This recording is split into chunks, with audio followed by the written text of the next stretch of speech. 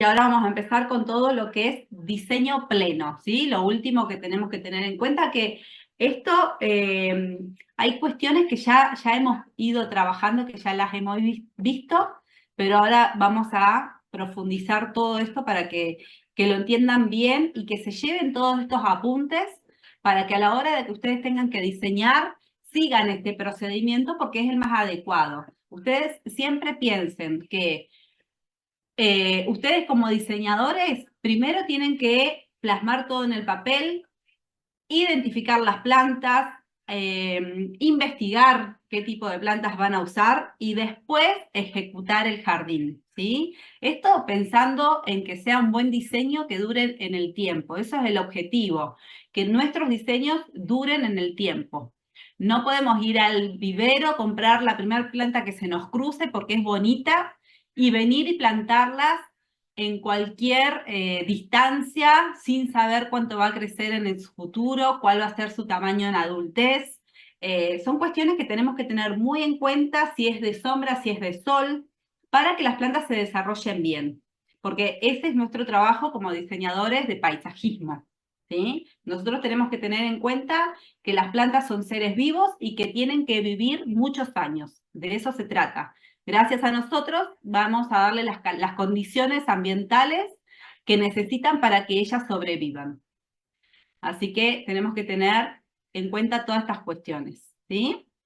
Lo primero que vamos a hacer es esto que veníamos diciendo, de relevar la información. Tenemos que ver el terreno donde vamos a trabajar, si tiene pendientes, si es un terreno plano, si va a tener una construcción de una casa, si vamos a construir una pileta, si vamos a construir un edificio, cuál va a ser el uso que se le va a dar, quiénes son las personas que van a vivir en esa casa, cómo es la familia, cómo se complementa la familia, ¿sí?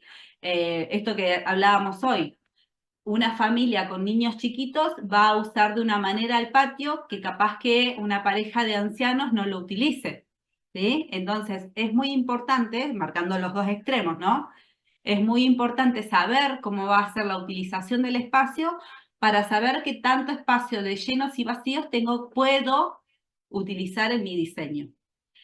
Esto acompaña a todo un listado de premisas que yo voy a usar. El listado de premisas, llamémosle al listado de información que yo voy a ir teniendo en cuenta para imponer en mi diseño. Por ejemplo, una premisa podría ser que yo voy a hablar con la gente que me contrata para hacer el diseño de su jardín y resulta que a la pareja le gusta hacer huerta. Bueno, entonces yo en mis premisas lo tengo que incorporar. Tengo que hacer un espacio para huerta, ¿sí? Como estoy hablando de vegetales, de plantas, lo tengo que incorporar yo, no va a venir el arquitecto a hacerle la huerta a la gente. Entonces, esas son las cuestiones de diseño que yo les digo que tienen que contemplar, que tenemos que contemplar nosotros como paisajistas. Capaz que la pareja resulta que es una pareja que le gusta cultivar tulipanes. Bueno, tenemos que buscar en qué rincón del terreno les va a dar el sol pleno para hacer un cantero donde solamente haya tulipanes, porque los tulipanes necesitan sol pleno. Capaz que hasta podemos buscar que tenga como un desnivel para que los bulbos estén ahí protegidos de que no se inunden nunca jamás ante una lluvia, por ejemplo, que el agua pueda drenar bien. Entonces, todas estas cuestiones son cuestiones que nosotros vamos a anotar en nuestras premisas, todo lo que a la gente le interesa.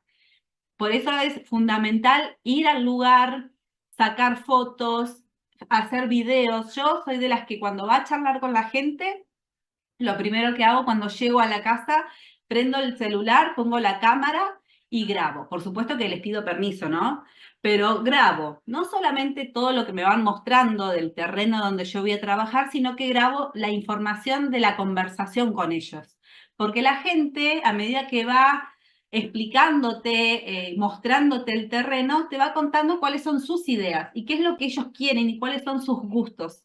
Entonces, yo después llego a mi casa, escucho esos videos y voy anotando mis premisas. Entonces, nunca me olvido nada, nunca se me pasa por alto nada porque todo lo extraigo de esos videos, de esas charlas que tuve con la gente.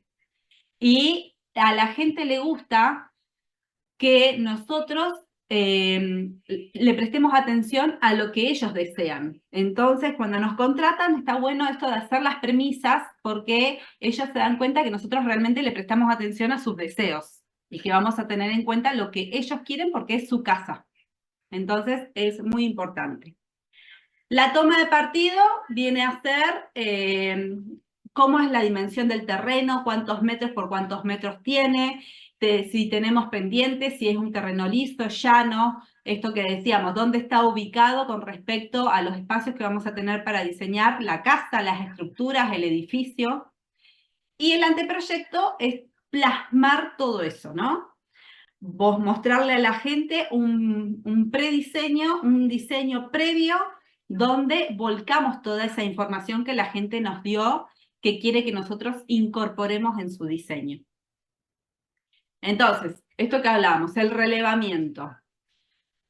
¿Se acuerdan que yo en la primera clase les dije que es muy importante que nosotros sepamos cómo es el clima, cómo es el suelo, cómo es el entorno del lugar donde vamos a trabajar? Si tenemos, por ejemplo, un edificio al lado de donde nosotros vamos a diseñar nuestro jardín, bueno, tenemos que tenerlo en cuenta porque ese edificio es el que nos va a dar sombra a cierta hora del día y si nosotros ponemos un cantero de florales, tenemos que tener en cuenta si le va a dar sombra o sol. Entonces, todas estas informaciones las tenemos que saber.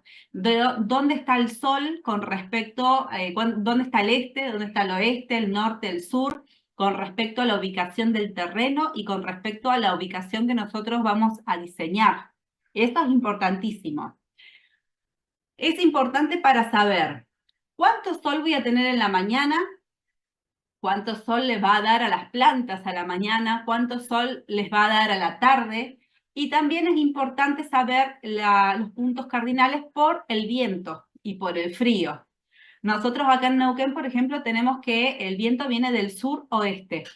Entonces, si coloco una Santa Rita, la tenemos que poner ubicada al este, porque yo sé que al este el sol sale por el este, toda la mañana le va a dar el sol, va a tener sol toda la mañana y todo el mediodía.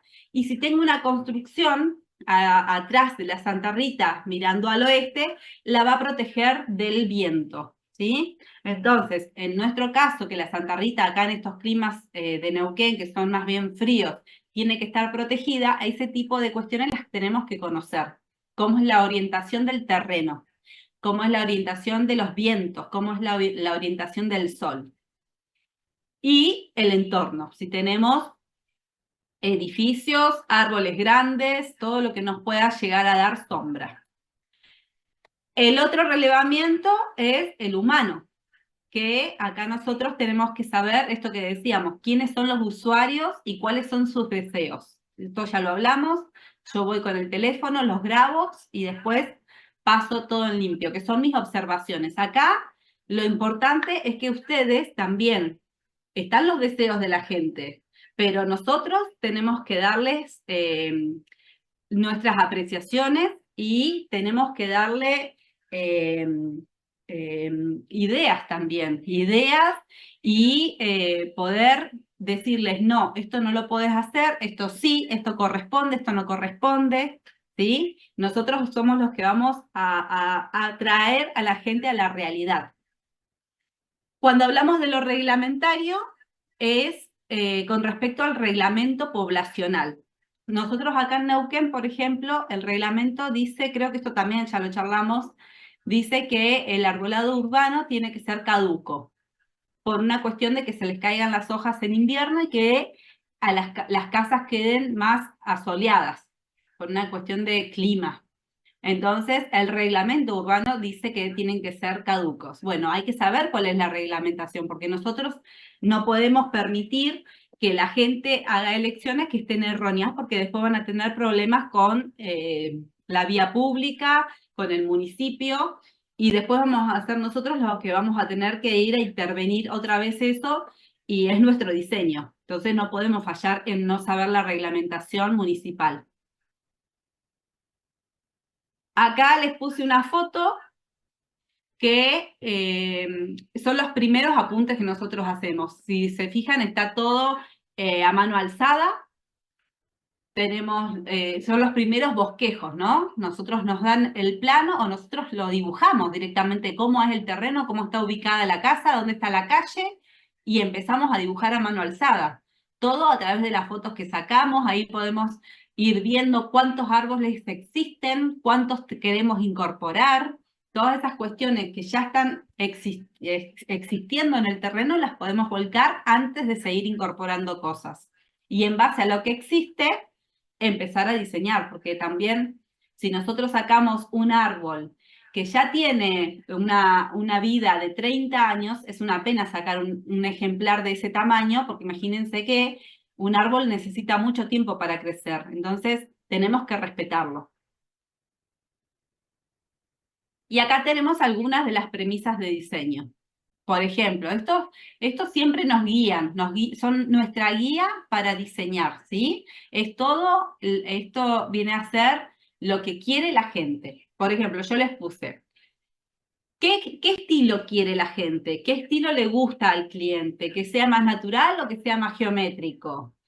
¿Cómo vamos a aprovechar el terreno? ¿Vamos a dejar espacios vacíos o espacios llenos? ¿Vamos a hacer cercos perimetrales verdes o vamos a poner paredones? ¿Cómo van a ser los cerramientos del terreno? ¿Vamos a hacer sectores de uso? ¿Vamos a hacer sectores donde haya una parrilla y una mesa para compartir con amigos? ¿Un sector de juegos con una placita para chicos? ¿Un sector con el horno de barro o un lugar para hacer gimnasia, para estar en la pileta? Hay que sectorizar bien todo. Después, los espacios de circulación. ¿Cómo va a ser la circulación? Vamos a tener un patio lleno de césped y podemos circular por cualquier lado, o vamos a hacer corredores bien marcados con senderos de grava, por ejemplo. Después, esto de las formas elegidas, esto que decíamos, ¿va a ser más natural, con ondas, con zonas vivoreantes, o va a ser todo recto, cuadrado, circular? Vamos a tener llenos vacíos. ¿Qué objetos vamos a incorporar? Por ejemplo, podemos incorporar pérgolas. Una pérgola tendría que ser un diseño nuestro, ¿sí? Porque está dentro del jardín, si nos piden incorporar una pérgola. Nosotros tendríamos que diseñar qué tamaño va a tener la pérgola, dónde la vamos a ubicar con respecto al sol y a la sombra para que no nos tape o no los canteros que vamos a hacer. Y después, por supuesto, vamos a llamar al carpintero para que la venga a hacer o al herrero. Pero el diseño del tamaño y dónde va a estar ubicado se lo podemos dar nosotros a la idea a las personas. Por supuesto que no nos vamos a poner a soldar ni a hacer los pozos para cementar los pies de la pérgola, pero la idea del tamaño y de la ubicación podría correr por nuestro diseño. Y por supuesto esto de que hablamos hace un ratito de las paletas cromáticas. ¿Qué es el gusto de las personas? ¿Les gustan los colores fuertes o prefieren usar colores más tranquilos y más suaves en cuanto a las composiciones? ¿Sí? Todas estas premisas son para escribirlas y para tenerlas siempre presente porque es las premisas de ese diseño que vamos a hacer. Cada diseño tiene sus premisas.